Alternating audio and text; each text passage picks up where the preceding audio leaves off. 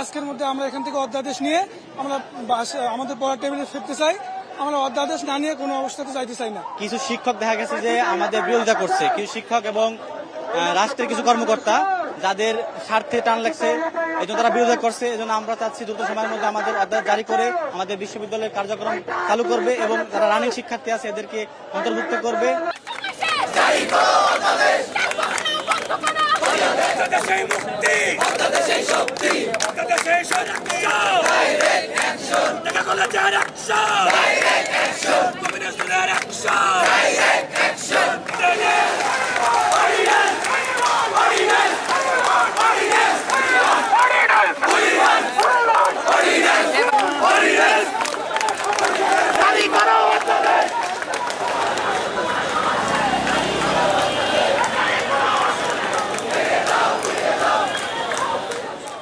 পদযাত্রা মূলত আমাদের প্রস্তাবিত ঢাকা কেন্দ্রীয় বিশ্ববিদ্যালয় অধ্যাদেশ, যেটি আমাদের শেষ দাবি, সেটির প্রেক্ষিতে আমরা চাই রাষ্ট্র যে এতদিন যেহেতু আমাদের সকল দাবিগুলো মেনে নিয়েছে, এখন আমাদের শেষ দাবি অধ্যাদেশ সেটি যেন মেনে নেয়।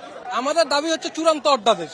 আমাদের খসড়া প্রণয়ন করা হয়েছে, তারপর নির্দিষ্ট সময়ে অংশীদারের মতামত নেওয়া হয়েছে। আর এখন যেহেতু অংশীদারের মতামত গ্রহণ শেষ, খসড়া প্রণয়ন শেষ, আমরা মনে করি আমাদের অধ্যাদেশ প্রণয়নের চূড়ান্ত ধাপে আমরা আছি। তো আমরা আর কোনো কালক্ষেপণ চাচ্ছি না।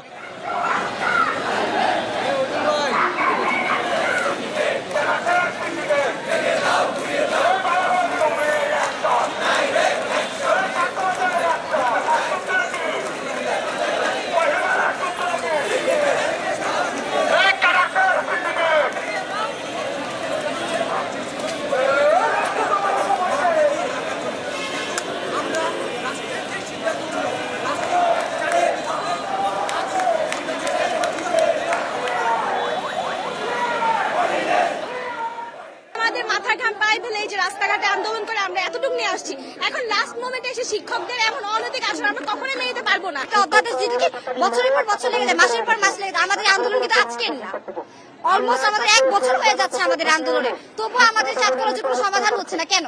রাষ্ট্র কি চাচ্ছে?